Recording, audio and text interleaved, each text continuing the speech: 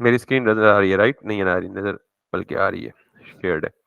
तो last time हमने CSS को डिस्कस करना शुरू किया था, और CSS किस लिए होती है? आपके वेब पेज पे स्टाइलिंग ऐड करने के लिए। यानी आपने सिंपल CV तो बना ली, आपको नहीं पता कि उसमें बैकग्राउंड कलर, आपने बैकग्राउंड कलर वगैरह भी ऐड किया हुआ है, ठीक है, CSS से किया हुआ है, या चले बीजी बीजी वगैरह नहीं डालना। आज के बाद आपने जितनी भी स्टाइलिंग करनी है वो इस स्टाइल के एट्रीब्यूट के साथ करनी है, ठीक है। तो हमने ये कल देखा था कि जब हम किसी भी टैग में एक स्टाइल का एट्रीब्यूट देते हैं और उसके साथ हम जाके प्रॉपर्टीज देते हैं, प्रॉपर्टीज में प्रॉपर्टी नेम कॉलन और प्रॉपर्टी वैल्यू होती है, और फिर सेमी कॉलन होता है। तो जैसे मैंने यहाँ पे कलर दिया ब्लू, किसको? इस H1 को। तो H1 में जो कुछ भी होगा उसका कलर ब्लू हो जाएगा, और उसका बैकग्राउंड कलर क्या हो जाएगा? एक्वा, या जो भी आप स्पेसिफाई करें, आप इसे रेड कर दें बैकग्राउंड कलर को। और अब जाके जब आप इसका आउटपुट देखेंगे ब्राउजर पे, तो बैकग्राउंड रेड है और जो टेक्स्ट का कलर है वो क्या है? ब्लू है। बिल्कुल इसी तरह ये जो स्टाइल का एट्रीब्यूट है ना, ये आप किसी भी टैग को दे सकते हैं। मिसाल के तौर पे मैंने एक पैराग्राफ लिखा, और इस पैराग्राफ में मैंने कुछ टेक्स्ट लिखा, ठीक है। तो अगर मैं वापस आउटपुट पे आता हूं, तो इस पैराग्राफ पे कोई स्टाइल नहीं है, बिल्कुल सिंपल प्लेन पैराग्राफ।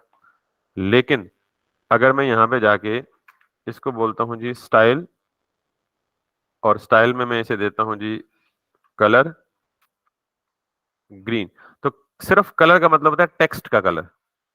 तो मैं अगर कलर ग्रीन देता हूँ, किसको दिए? पी को। तो पी का जो कलर है वो क्या होना चाहिए?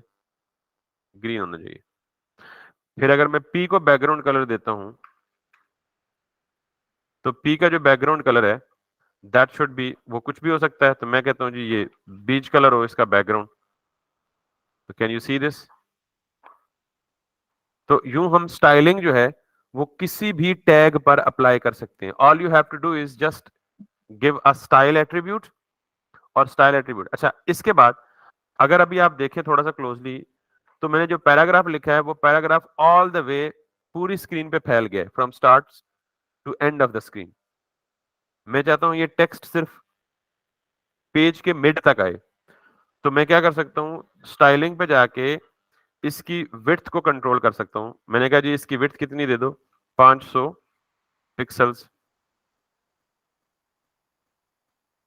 समझ आ गई बात? तो ये 500 पिक्सल का मतलब इसकी विड्थ जो है वो रिस्ट्रिक्ट हो गई है। बिल्कुल इसी तरह ऊपर जो हेडिंग है मैं उसकी भी विड्थ कंट्रोल कर सकता हूं। मैं कहता हूं जी विड्थ इसकी भी कितनी दे दो? 500 पिक्सल। सो इफ आई गो, समझ आ गई बात? इसी तरह मैं हर एक की हाइट भी स्पेसिफाई कर सकता हूं।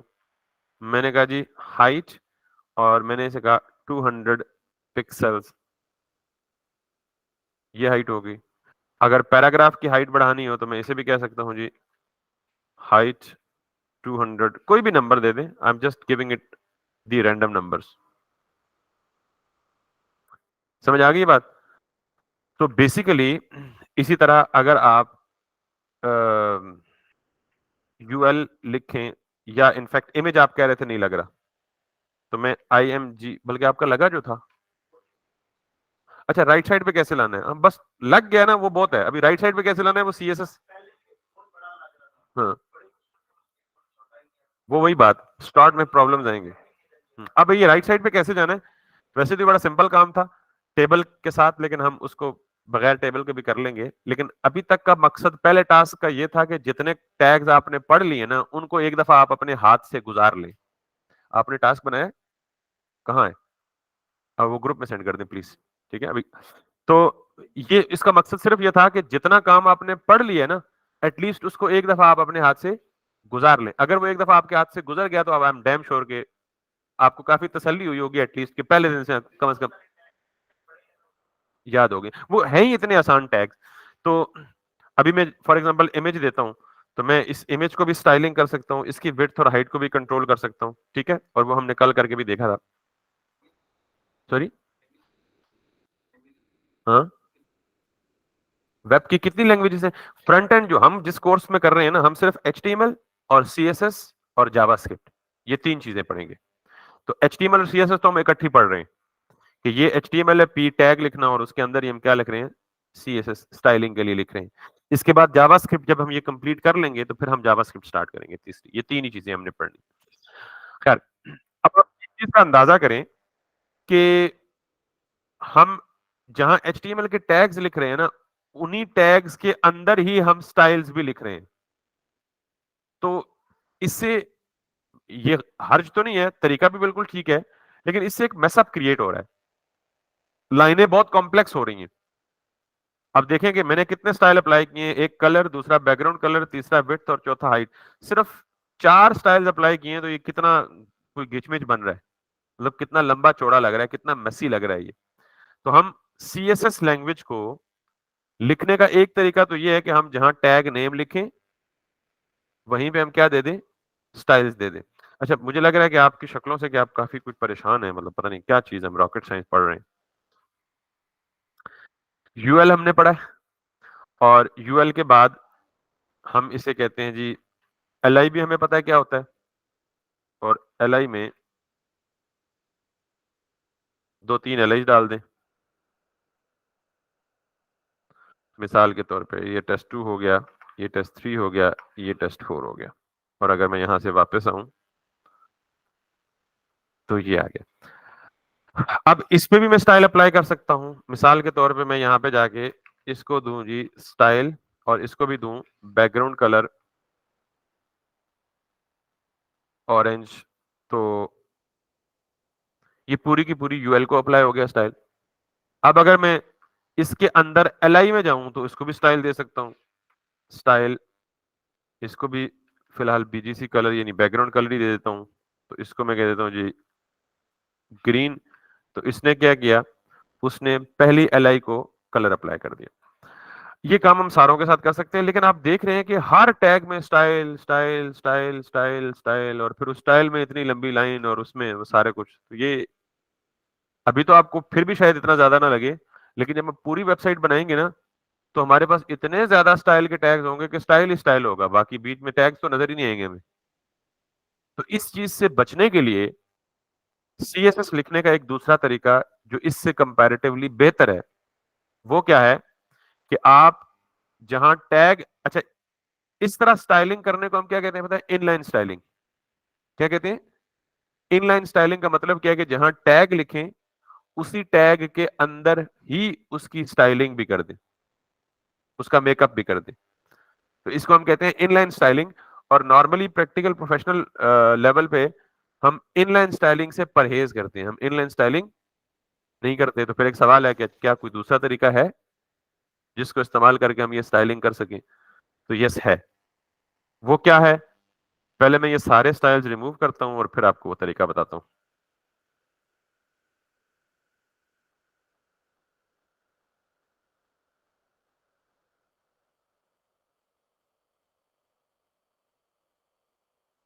अब ये सारा बिल्कुल प्लेन HTML बन गया।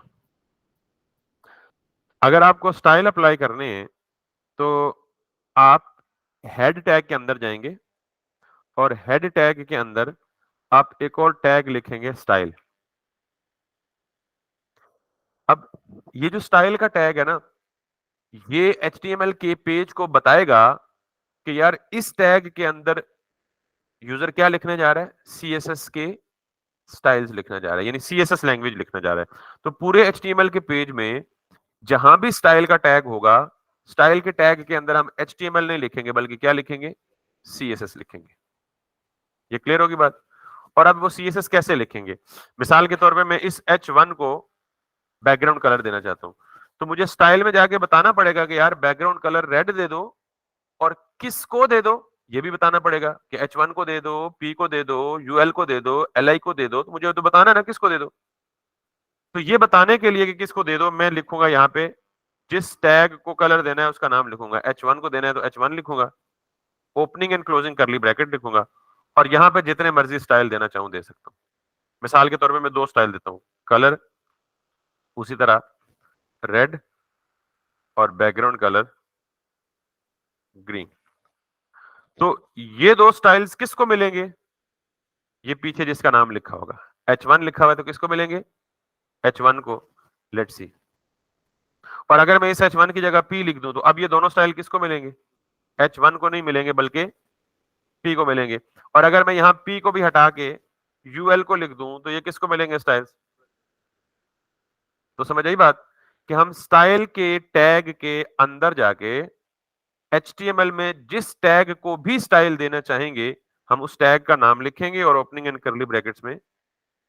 अच्छा, वो स्टाइल कौन-कौन से हो सकते हैं? बहुत ज्यादा स्टाइल्स अवेलेबल है। मैं कुछ मजीद दे देता हूं ताकि आपकी थोड़ी सी तसल्ली हो जाए। मैं इसे देता हूं जी फॉर एग्जांपल H1 में ही, ठीक है।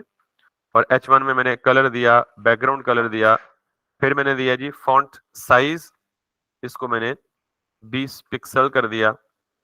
यहाँ देखें इसका फॉन्ट कंपैरेटिवली छोटा हो जाएगा 20 पिक्सल। फिर मैंने इसे कहा जी इसकी जो विड्थ है उसको कंट्रोल कर लिया, लेट्स सी 200 पिक्सल कर लें या 600 पिक्सल कर लें, तो ये इसकी विड्थ भी यहाँ तक आ गई। फिर आप इसको हाइट भी दे सकते हैं। तो अब एटलीस्ट एक तरह से थोड़ी सी सफाई हो चुकी है कि बजाय हम सारा कुछ गंद मंद एक ही जगह लिखने के, HTML के टैग्स अलग लिख लिए और CSS की प्रॉपर्टीज क्या कर दी, अलग लिख दी। और यही काम हम थ्रू आउट करते चले जाएंगे। अब एक प्रॉब्लम है।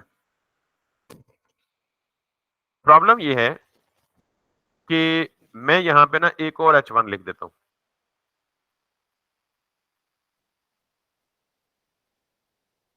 अब कितने H1 हो गए? तो मैंने कहा कि ये सारे स्टाइल किसको दो, H1 को दो। तो ये किस H1 को देगा, पहले वाले को, दूसरे वाले को?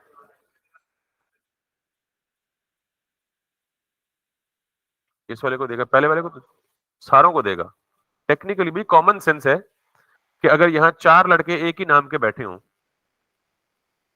मिसाल के तौर पे 4 बच्चों का नाम अली हो, तो मैं बुलाऊं अली, तो कौन बोलेगा?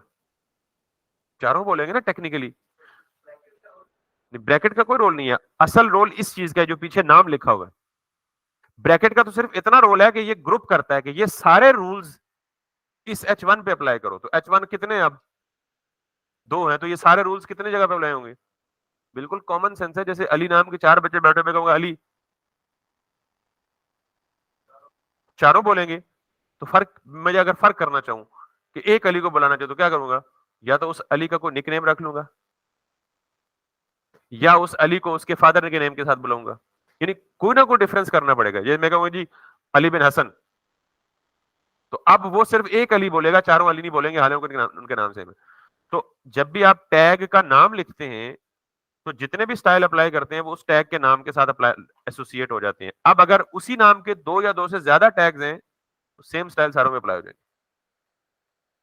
ये तो प्रॉब्लम नहीं हो गया? बिलफर्ज हम चाहते हैं कि जो सेकंड वाला H1 है उस पे ये स्टाइल अप्लाई ना हो, तो फिर क्या करेंगे? अच्छा, इसका नुकसान क्या है देखें, अगर बिलफर्ज नीचे जाके किसी तीसरी जगह फिर H1 लिखना पड़ जाए,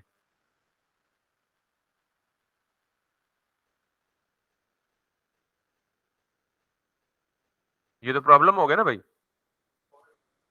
कि हम जहां भी जब भी H1 लिखेंगे हमारी जान नहीं छूटेगी, वो उसी H1 को जाके पकड़ेगा।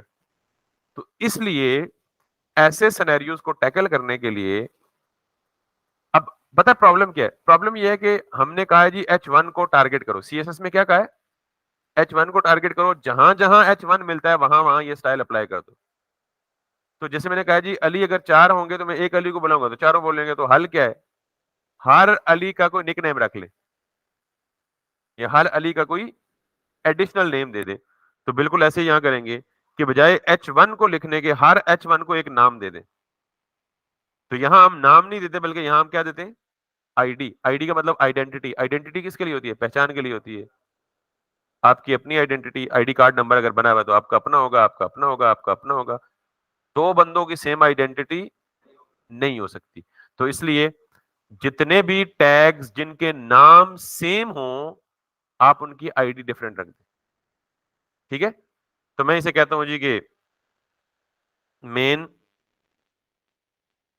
हेडिंग, कोई भी नाम दे सकते हैं, आईडी अपनी मर्जी का नाम दे सकते हैं। ठीक है? मैंने इसे मेन हेडिंग कह दिया, इसको मैंने आईडी करके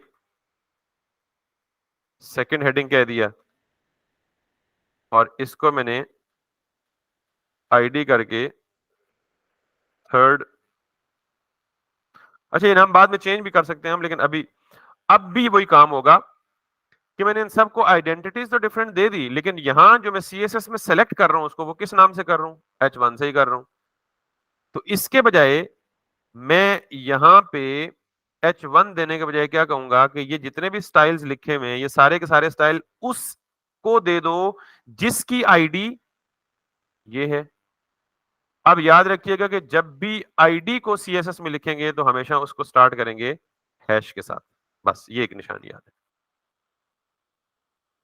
जब हैश लिखेंगे तो तब सीएसएस को पता चलेगा कि ये आईडी है। आईडी को कैसे पहचाना जाता है, हैश के साथ। समझ आ गई बात? अगर हैश नहीं देंगे तो वो बेचारा इस नाम का टैग ढूंढना शुरू कर देगा। तो क्या मेन हेडिंग के नाम का टैग कोई लिखा है हमने? होता ही नहीं है ना। तो अब अगर मैं जाऊंगा तो ये जो सारे के सारे स्टाइल्स हैं ये सिर्फ किसके साथ लगेंगे? क्योंकि मैंने उसको आईडी दी और फिर सीएसएस में जाए। अब हालांकि H1 इधर भी पाया जा रहा है, H1 उधर भी पाया जा रहा है, तो मैं सीएसएस में टैग नेम से टारगेट नहीं कर रहा बल्कि आईडी से टारगेट कर रहा हूं। यहां तक बात समझ आ गई है? अब अगर आपको दूसरी हेडिंग को भी स्टाइल देने हैं लेकिन वो स्टाइल पहली वाली से डिफरेंट देने हैं तो क्या करेंगे? वेरी गुड, डिफरेंट आईडी हम ऑलरेडी दे चुके हैं। सेकंड, इसको कैसे एक्सेस करेंगे? यहां पे हैश डाल के, वेरी नाइस, हैश डाल के ये काम करेंगे और फिर इसको जितने स्टाइल देने हैं, मिसाल के तौर पे इसको बैकग्राउंड कलर दे रहा हूं मैं रेड। अब वापस जाएं और इसका बैकग्राउंड कलर आ गया रेड। इसकी विड्थ उससे ज्यादा रख दें, मिसाल के तौर पे इसकी विड्थ मैंने रख दी जी लेट्स सपोज 700 पिक्सेल्स, तो ये उससे थोड़ा सा बड़ा शो हो जाएगा। इसकी हाइट मैंने दे दी जी फॉर एग्जांपल 300। तो अभी ये मैटर नहीं करता कि मैं हाइट विड्थ क्यों दे रहा हूं, कैसे दे रहा हूं, अभी सिर्फ ये मैटर दे रहा है कि कैसे दे सकता हूं। यानी मैं इन पर कॉस्मेटिक्स, इनका मेकअप कैसे कर सकता हूं। पहले उस पर्टिकुलर एलिमेंट को सेलेक्ट करना है। सेलेक्ट करने के दो तरीके हैं, या तो टैग नेम के साथ सेलेक्ट करें, लेकिन टैग नेम के साथ सेलेक्ट करने का नतीजा आपने देख लिया कि जब एक ही नाम के बहुत सारे टैग्स बार बार यूज होंगे तो वो सारे सेम स्टाइल को पिक कर रहे होंगे। तो फिर हमने क्या कहा, आईडी डाल दें और आईडी से उनको क्या कर लें, डिफरेंट कर लें। यहां तक बात समझ आ गई है? अब इसी तरह मैं तीसरे H1 पे जाता हूं और तीसरे H1 को स्टाइल देने के लिए क्या करूंगा, इसकी अपनी आईडी है, इसको टारगेट करूंगा और यहां पे जाके ये पेस्ट करके इसको मैं बैकग्राउंड कलर फॉर एग्जांपल देना चाहता हूं ऑरेंज। इसकी जो विड्थ है वो मैं देना चाहता हूं 400 पिक्सल। इसकी जो हाइट है वो देना चाहता हूं 200 पिक्सल। तो अब जो तीनों हेडिंग्स थी उनके अपने अपने स्टाइल्स हैं। क्यों? क्योंकि उनकी आईडीज अपनी अपनी है। यहां तक कोई मसला मसाइल है तो बता दे, कोई मसला परेशानी नहीं है। अब एक और जरूरत पेश आ सकती है। बाज़ औक़ात मिसाल के तौर पे अब मेरी रिक्वायरमेंट है कि यार नहीं ये कोई मजा नहीं आ रहा, मैं चाहता हूं कि हेडिंग, ये पहले नंबर पे हेडिंग है उसका और ये तीसरे नंबर पे हेडिंग है इनका, इन दोनों का स्टाइल क्या हो, सेम हो, दरमियान वाली का डिफरेंट हो। तो क्या करेंगे आपके ख्याल में? दोनों आईडी तो सेम हो नहीं सकती, एक नाम की दो आईडियां, तो आपके ख्याल में क्या होगा, क्या होना चाहिए? सवाल समझ? फर्स्ट और थर्ड को सेम कर देंगे, जो कॉपी पेस्ट कर देंगे। अभी जो ऑनलाइन उन्होंने जवाब दिया जी, फर्स्ट और थर्ड को सेम कर देंगे, ठीक है। टेक्निकली तो यही जवाब बनता है ना, और ये करेक्ट भी है, इसमें कोई दूसरी राय नहीं है, दोनों के सेम स्टाइल हो चुके हैं। लेकिन क्या आपको ये नहीं लग रहा कि ये रेपिटेशन हो रही है?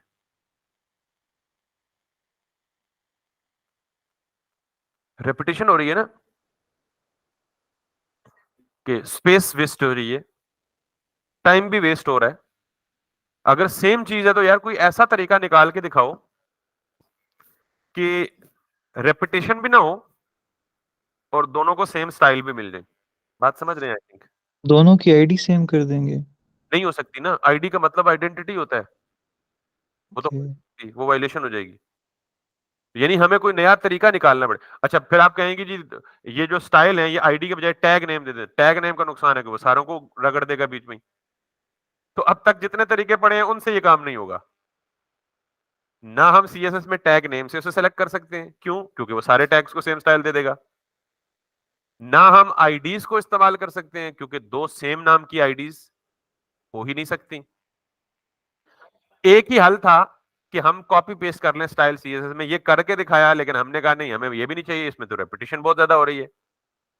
अभी देखें, अभी लेट्स सपोज 1 2 3 4 5 स्टाइल्स है ना, तो 5 इसमें और 5 इसमें। फॉर एग्जांपल इसमें 21 22 स्टाइल्स होते, तो मुझे 22 लाइनें खामखा में रिपीट करनी पड़ती। तो इसका मतलब है कि अभी तक जितना काम हमने पढ़ा है, हमारे पास कोई तरीका नहीं है कि जिसके थ्रू हम कुछ सिलेक्टेड एलिमेंट्स को सिमिलर स्टाइल दें विदाउट रिपीटिंग देम। प्रॉब्लम समझ आ गया? अब इसका सॉल्यूशन सुने। जिस तरह मैं किसी भी एलिमेंट को आईडी दे सकता हूं ना, वैसे ही मैं किसी भी एलिमेंट को क्लास भी दे सकता हूं। क्या दे सकता हूं? अच्छा, मैं क्लास भी दे देता हूं जी, मेन हेडिंग। आईडी नेम और क्लास नेम एक ही सेम हो सकती है, कोई मसला नहीं है, क्योंकि ये आईडी है। और मजे की बात है कि क्लास, एक ही क्लास या सेम क्लास मल्टीपल एलिमेंट्स को दी जा सकती है। सेम क्लास, तो इसका मतलब है अगर इसको ये सेम क्लास दी जा सकती है, तो फिर इसको दी जा सकती है। ठीक। अब सवाल यह है कि मैं बजाय आईडी देने के इसको किससे टारगेट करूं? क्लास से। तो क्लास के लिए इस्तेमाल होता है डॉट। क्लास को टारगेट करने के लिए क्या इस्तेमाल होता है? डॉट। तो इसका मतलब ये है कि ये मेन हेडिंग की, अब ये मैं थर्ड हेडिंग की आईडी हटा दूं, तो जिसको मेन हेडिंग की क्लास मिली होगी ना, वो ये स्टाइल पिक करेगा। तो मेन हेडिंग की क्लास किसको मिली हुई है? इसको और इसको। Now let's do that. Styles की रेपिटेशन भी हट गई और जो हमें चाहिए था वो काम भी हो गया। अब सपोज करें एक और रिक्वायरमेंट आ गई है। उन्होंने कहा जी कि जो स्टाइल्स पहले और आखिरी H1 पे है ना, सेम स्टाइल किस पे अप्लाई होने चाहिए? पैराग्राफ पे भी अप्लाई हो। फिर क्या करेंगे? वेरी गुड, उसको भी सेम क्लास दे देंगे। बजाय इसके कि स्टाइल कॉपी पेस्ट करें या रेपिटेशन करें, हम क्या करेंगे? यही सेम क्लास उठाएंगे और किसको दे देंगे? पैराग्राफ को। That's nice. और अब आप देखें, बात समझ आ गई है ना? तो इसका मतलब ये हुआ कि हमने HTML के एलिमेंट्स को स्टाइल करने के 3 तरीके पढ़ लिए हैं। पहली बात यह है कि स्टाइल हम इनलाइन नहीं करेंगे। इनलाइन स्टाइलिंग का पता है ना, जो कल हमने की थी और आज क्लास के स्टार्ट में की थी। क्यों? उससे बहुत ज्यादा मैसअप हो जाता है। HTML और CSS गिचमिच बन जाता है, एक दूसरे के अंदर मिक्सअप हो जाता है, और एक खास लेवल पे जाके हमें खुद समझ नहीं आएगी यार ये किसका स्टाइल किधर जा रहा है और किसका स्टाइल किधर जा रहा है। इसलिए इनलाइन स्टाइलिंग को रेकमेंड, हालांकि वो तरीका ठीक है, उस तरीके में गलती नहीं है, लेकिन कॉम्प्लेक्स हो जाता है समझना, देखना आसान, पढ़ना समझना, दूसरे को समझाना। तो पहली बात तो ये कि हमने इनलाइन स्टाइलिंग से हटकर एक दूसरी अप्रोच की है कि हेड टैग में जाके स्टाइल का टैग दें, और इस तरीके को कहते हैं इंटरनल स्टाइलिंग। क्या कहते हैं? Internal styling. यानी हमने इनलाइन से हटा के हेड में रख दिया, लेकिन अब स्टाइल सेपरेट हो गया, और लेकिन है उसी एक डॉक्यूमेंट के अंदर ही। Internal styling. इंटरनल स्टाइलिंग में हमने ये कहा था कि अगर किसी टैग को आपने स्टाइल देना है, तो पहले तो आपको उस टैग को क्या करना पड़ेगा? सेलेक्ट करना पड़ेगा, उस तक पहुंचना पड़ेगा, जाहिर है बताना पड़ेगा ना ये स्टाइल किसको देने हैं मुझे। तो उसके लिए पहला तरीका कौन सा था? कि आप टैग का नाम लिखें और फिर उस स्टाइल दे दें। वो हमने करके देख लिया और उसमें हमें कुछ लिमिटेशंस का सामना करना पड़ा, कि हमने कहा जी नहीं, हम अगर किसी एक खास पर्टिकुलर टैग को डिफरेंट स्टाइल देना चाहते हैं, दूसरे को डिफरेंट देना चाहते हैं, तो अगर टैग नेम सेम होगा तो वो तो सारों का सेम स्टाइल हो जाएंगे। तो फिर हमने कहा इस चीज से बचने के लिए हर एक, मिसाल के तौर पे हेडिंग है, उसको यूनिक स्टाइल देने के लिए क्या करें? हर एक को डिफरेंट आईडी दे दें। अब इससे भी मसला आ गया कि यार कभी ये जरूरत तो पड़ सकती है कि बाकी सारों के अलग अलग हों, लेकिन कोई से 2 या 3 के सेम स्टाइल्स हों। तो फिर ऑनलाइन बच्चे ने जवाब दिया जी कि स्टाइल को कॉपी पेस्ट कर लें। ठीक है, बिल्कुल ठीक है, कोई मसला नहीं था। लेकिन मुझे तकलीफ थी क्या? यार रेपिटेशन हो रही है बहुत ज्यादा, एक ही चीज को 3-4 बार लिखा जा रहा है, मकसद तो फिर हमने कहा कि we need an another way through which कि हम एक क्लास बना लें, उस क्लास में कुछ स्टाइल डिफाइन कर दें और फिर जिस जिस एलिमेंट को वो सेम स्टाइल हो उसको वो क्लास दे दें। अब मुझे बताएं कि अगर मैं ये चाहता हूं कि जो स्टाइल इस हेडिंग पे या इस पैराग्राफ पे सेम स्टाइल इस यूएल पे भी आ जाए तो क्या करूंगा? सेम क्लास जो उनको दी है वो इसको भी जाके दे दें। तो इसका मतलब है class can be used multiple times, ID can not be used multiple times. ठीक है, तो मैं अब ये वाली क्लास उठाता हूं, मेन हेडिंग वाली, और यही क्लास में जाके किसको दे देता हूं? यूएल को भी दे देता हूं। तो ये यूएल भी सेम स्टाइल पिक कर लेगा। ये फायदा तो इसका आपने जान ही लिया, देख ही लिया। एक और फायदा भी देखेंगे आप कि अब अगर मुझे कोई स्टाइल में चेंज करना है, मिसाल के तौर पे ग्रीन कलर से मुझे करना है येलो, तो आपको हर जगह जाके नहीं करना पड़ेगा। आईडी के केस में, रेपिटेशन के केस में अगर आपको फ्यूचर में चेंज करना पड़ता तो आपको 6 जगहों पे जाके चेंज कर, अब आपने एक जगह चेंज की है, जिस जिसको वो क्लास मिली थी उन सारी जगहों में जाके क्या हो गया? चेंज हो गया। ये बात समझ लगी है सबको? इसमें कोई मसला परेशानी तो नहीं है? तो सीएसएस का समझ आ गया आपको कि सीएसएस किस लिए इस्तेमाल होती है? Basically it adds styles to the web page. आप जितनी भी वेबसाइट्स देखते हैं ना, फेसबुक हो गया, यूट्यूब हो गया, नेटफ्लिक्स हो गया, गूगल हो गया, दराज हो गया, ईबे हो गया, अमेजन हो गया, शॉपिफाई हो गया, कुछ भी कोई रियल स्टेट की वेबसाइट देखते हैं, वो सारी की सारी वेबसाइट्स डिफरेंट स्टाइल्स में बनी होती हैं। वो सारे डिफरेंट स्टाइल किससे ऐड होते हैं? सीएसएस।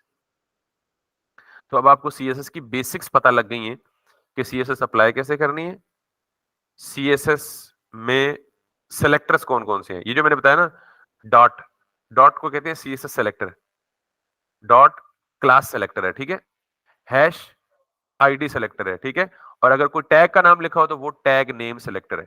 तो कल आपसे अगर मैं पूछूंगे सीएसएस के कितने सेलेक्टर्स हमने पढ़े हैं तो क्या कहेंगे? ID selector, class selector, tag name selector.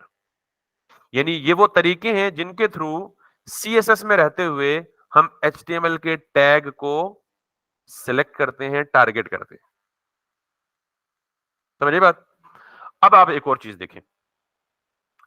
मैंने कहा जी ठीक है, हमने सारे स्टाइल्स वखरे कर लिए, एचटीएमएल वखरा कर लिया, लेकिन फिर भी जब ये स्टाइल बहुत बढ़ जाएंगे तो ये पूरा डॉक्यूमेंट बहुत ज्यादा ग्रो कर जाएगा।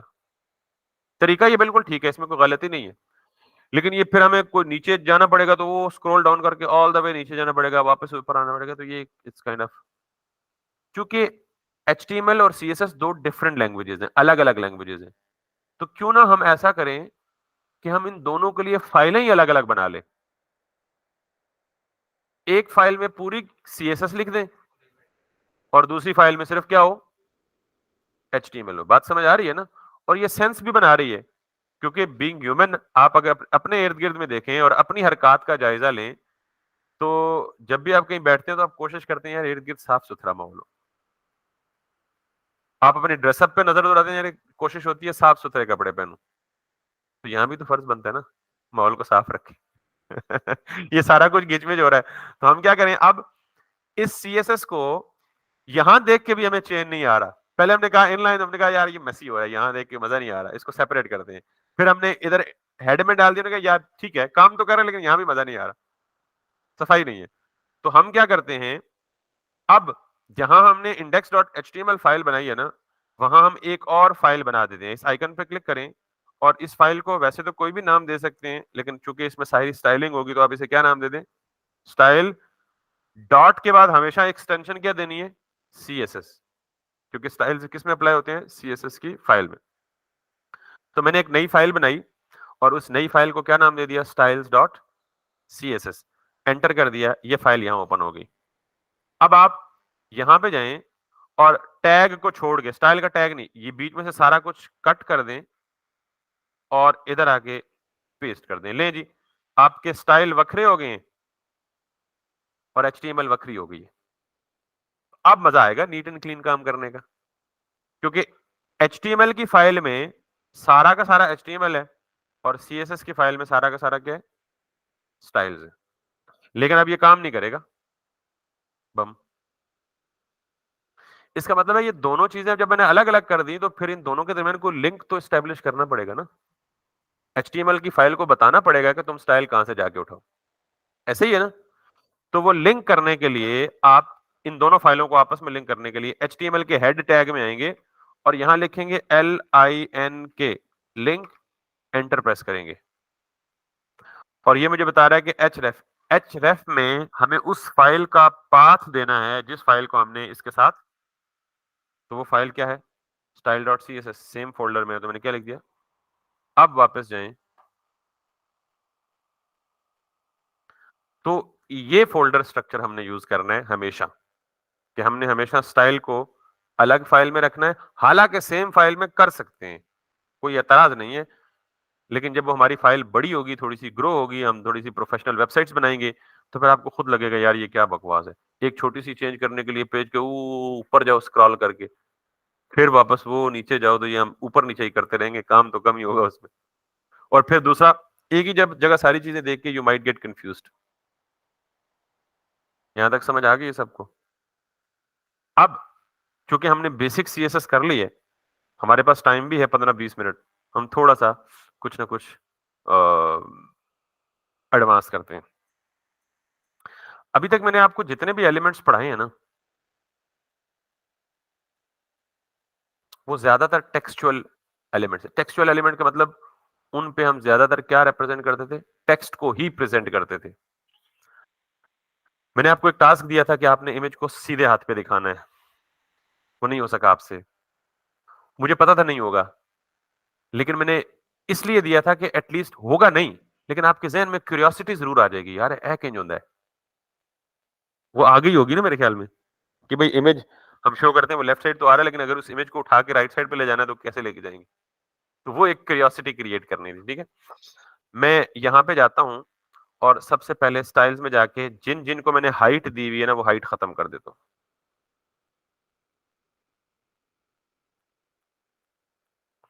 तो जब किसी भी एलिमेंट की या किसी भी टैग को मैं हाइट नहीं दूंगा, तो वो कितनी हाइट उठाएगा, जितना उसके अंदर कंटेंट होगा।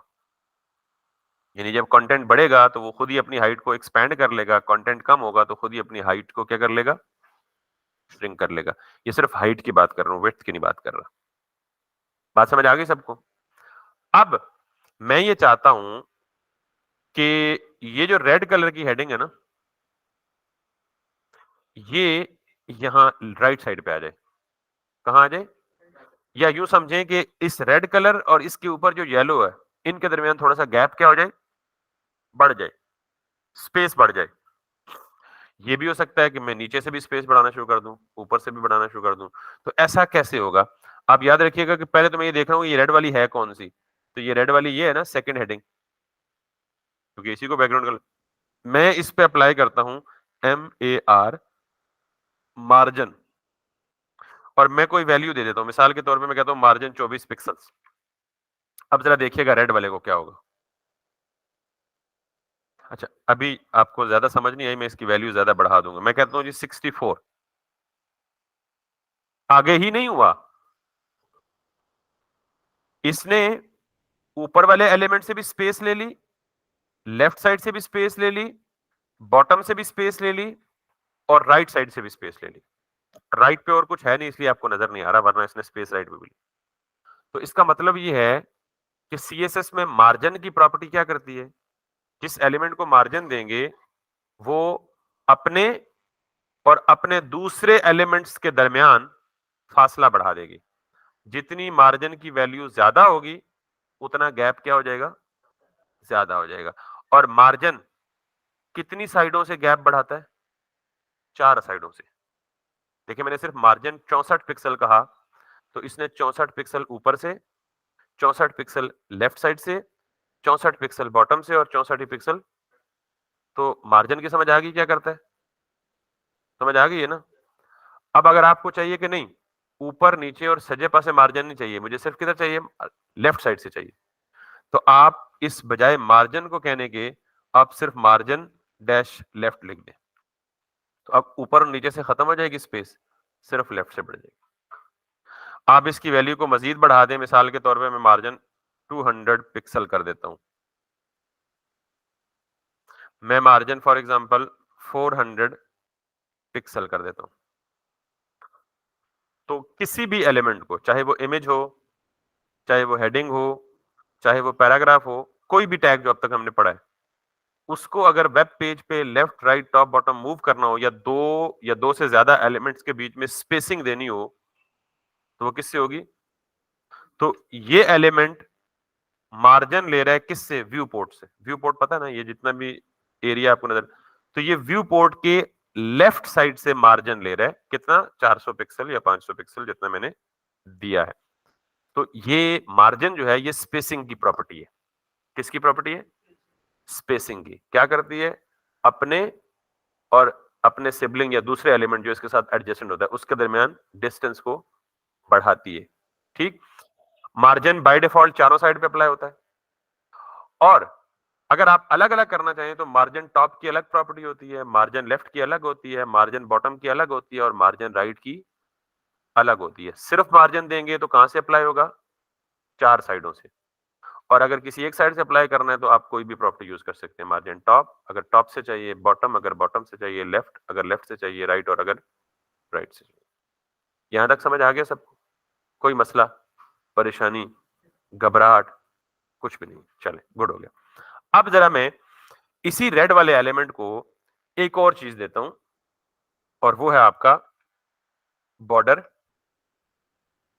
बॉर्डर से तो समझ आ गई होगी आपको कि उस एलिमेंट के इर्द गिर्द क्या आ जाएगा। बॉर्डर की थिकनेस मुझे बतानी है 3 पिक्सल, यानी 3 पिक्सल का मतलब बॉर्डर मोटा हो, चौड़ा हो, बड़ा हो, छोटा हो। बॉर्डर की टाइप मुझे बतानी है, सॉलिड हो। सॉलिड बॉर्डर का मतलब होता है स्ट्रेट लाइन। डैश बॉर्डर भी होता है, डॉटेड बॉर्डर भी होता है, जो डॉट डॉट डॉट पड़ा होता है। मैं दिखाता हूं, करके दिखाता हूं। और फिर तीसरे नंबर पे हम बॉर्डर का कलर देंगे, which is kind of like blue. तो मैंने तीन चीजें एक ही प्रॉपर्टी में कंबाइन कर दी।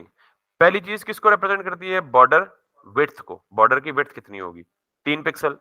दूसरी चीज किसको डिफाइन करती है? बॉर्डर की टाइप को। बॉर्डर की टाइप सॉलिड होगी, डैश्ड होगी, डॉटेड होगी, ये भी चेंज करके दिखाऊंगा। और तीसरी चीज किसको रिप्रेजेंट करती है? कलर को। If I come back and if I hit this, can you see border around this element में जरा ज्यादा मोटा कर देता हूं।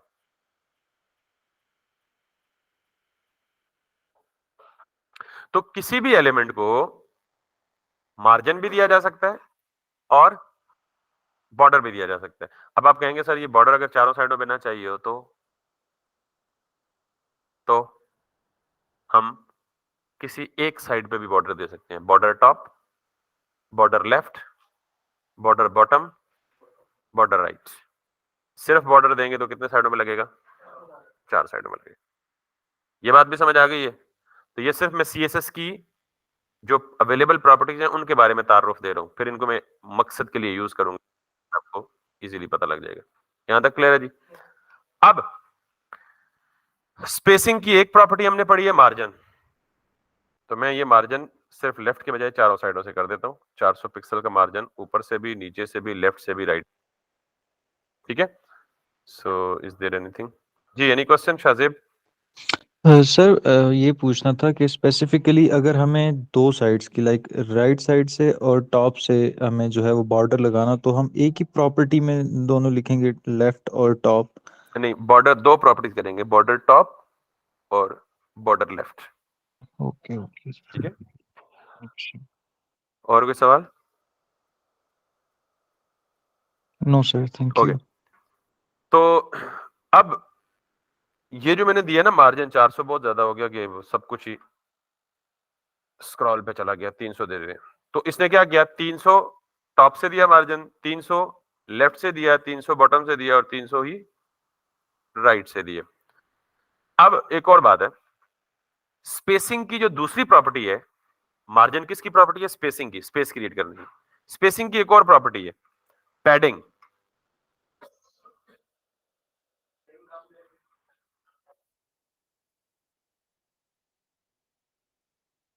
नहीं, अगर सेम काम करती होती तो फिर दो की क्या जरूरत थी?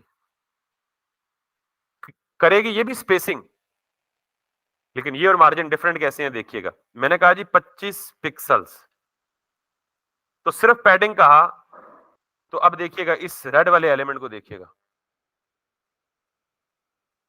कुछ फर्क नजर आया? अब डिफरेंस आप बताएंगे। क्रिएट उसने भी स्पेसिंग ही की है, पैडिंग ने, मार्जिन ने भी स्पेसिंग ही क्रिएट की है। फर्क क्या है? मार्जिन ने बॉर्डर के आउटसाइड स्पेसिंग क्रिएट की है और पैडिंग ने बॉर्डर के इनसाइड स्पेसिंग क्रिएट की। ये फर्क है बस। नहीं, पैडिंग हमेशा स्पेसिंग करती है इनसाइड द बॉर्डर और मार्जिन हमेशा स्पेसिंग क्रिएट करती है आउटसाइड द बॉर्डर। यस, बिल्कुल कर सकते हैं, बिल्कुल। बॉर्डर अगर ना भी यूज करें, अब मैं बॉर्डर मिटा देता हूं। बॉर्डर तो जानबूझ के इसलिए लिखा कि आपको वाज़ेह तौर पे फर्क समझ आएगा मार्जिन और पैडिंग में। अभी भी तो उसने पैडिंग ली भी है, ठीक। अब बॉर्डर अगर कुछ नहीं होगा तो बॉर्डर क्या होगा? 0 होगा, लेकिन होगा तो सही ना, बॉर्डर की जगह तो वहां पे है। तो padding creates spacing inside the border, margin creates spacing outside the border. तो मैं इसको रिवर्ट करता हूं ताकि जरा मैं मजीद जो चीजें समझाना चाहता हूं वो भी समझा पाऊं। यहां तक कोई मसला तो नहीं है? अब मुझे बताया, मैंने सिर्फ पैडिंग दी 24 पिक्सल, तो इन्हें पैडिंग कहां कहां अप्लाई की? चारों तरफ। Padding top, padding left, padding bottom और पैडिंग राइट। तो मार्जिन की तरह अगर मुझे किसी एक साइड पे पैडिंग चाहिए हो तो नहीं मिल सकती होगी? मिल सकती है ऑब्वियसली। पैडिंग टॉप की अलग प्रॉपर्टी भी है, पैडिंग लेफ्ट की अलग भी है, पैडिंग बॉटम की अलग भी है और पैडिंग राइट की अलग भी प्रॉपर्टी है। तो आज आपने सीएसएस की प्रॉपर्टीज में कुछ नई प्रॉपर्टी सीखी है। स्पेसिंग के लिए दो प्रॉपर्टीज, पैडिंग और मार्जिन, दोनों क्या करती हैं? स्पेसिंग क्रिएट करती हैं। फर्क क्या हुआ? Margin creates spacing outside the border, padding creates spacing inside the border. फिर हमने बॉर्डर की प्रॉपर्टी भी सीखी कि बॉर्डर की एक प्रॉपर्टी में हम तीन को कंबाइन करते हैं। अच्छा, ये मैंने दिया ना बॉर्डर सॉलिड, दूसरा बॉर्डर कौन सा होता है? मैं कहता हूं जी dashed.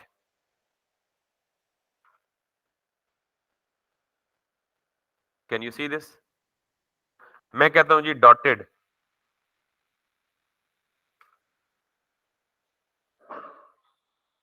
Can you see this?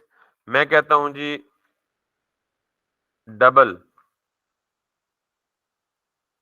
Can you see this?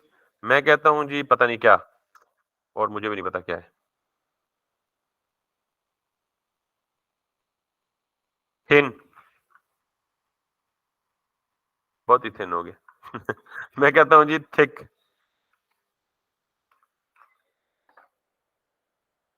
ठीक है, तो जो मोस्ट कॉमन है वही डॉटेड होती हैं, सॉलिड होती हैं, डैश्ड होती हैं। ये समझ आ गई है? तो किसी किस्म का बॉर्डर भी आप अप्लाई कर सकते हैं। यहां तक किसी को मसला परेशानी? कोई भी मसला परेशानी नहीं है ना? पक्का? अब हम इस नतीजे पे पहुंचे हैं कि अच्छा, ये मार्जिन, पैडिंग, बॉर्डर, ये सिर्फ H1 पे नहीं, ये किसी भी एलिमेंट पे अप्लाई हो सकती है। ये किसी भी एलिमेंट पे अप्लाई हो सकती है। इतना मेरे ख्याल में बहुत है, क्योंकि अगला टॉपिक मैं अभी शुरू करना चाह रहा हूं, लेकिन मैंने टाइम देखा है तो सिर्फ 6 मिनट बाकी हैं और 6 मिनट में वो टॉपिक पूरा नहीं हो पाएगा और फिर हम उस टॉपिक को बीच में नहीं छोड़ना चाहते। आपको पता है हमारी 4 दिन क्लास होती है, मंडे से लेके थर्सडे तक। तो अब हमारी क्लास कब होगी? मंडे को होगी। यानी इस वीक में हमारी 3 क्लासेस होंगी, क्योंकि हमने मंडे को क्लास ली नहीं थी, हमारी स्ट्रेंथ पूरी नहीं थी। तो जितना काम अभी हमने किया है ना, ये सीएसएस अप्लाई करने वाला जो आपका सीवी का टास्क है ना, ये सारा उस पे अप्लाई करेंगे और वो दोबारा मुझे भेजेंगे मंडे आने से पहले। यानी अलग से स्टाइल की फाइल बनाएंगे और आपने जितने एलिमेंट्स क्रिएट किए हैं हर सेक्शन को बैकग्राउंड कलर दें, टेक्स्ट को कलर दें, स्पेसिंग क्रिएट करके देखें, बॉर्डर्स क्रिएट करके देखें, उनको डिफरेंट कलरिंग ऑप्शन से, मतलब एक परफेक्ट सुजुकी बना के लें या कोई ट्रक श्रक बना के लें जिसमें रत्ते नीले, पीले, चिट्टे, काले कलर जैसे आपको यहां दिख रहे हैं। ठीक है, थीम क्या है कि जितना कुछ आपने पढ़ा है उस सबको अप्लाई करें, अपने हाथ से गुजारें। अभी एक्सपेक्ट ना करें कि 3 दिन में आप डेवलपर बन गए, लेकिन ये जरूर एक्सपेक्ट करें कि जितना कुछ आपने सीखा है उसको अप्लाई करके आए। ये बेसिक्स आपकी क्लियर हो गई तो आगे आपको बहुत मजा भी आएगा और बहुत स्मूथली चलेंगे अगले एडवांस टॉपिक्स में। ठीक है, थैंक यू वेरी मच। अगर किसी का कोई सवाल है तो वो पूछ लें प्लीज।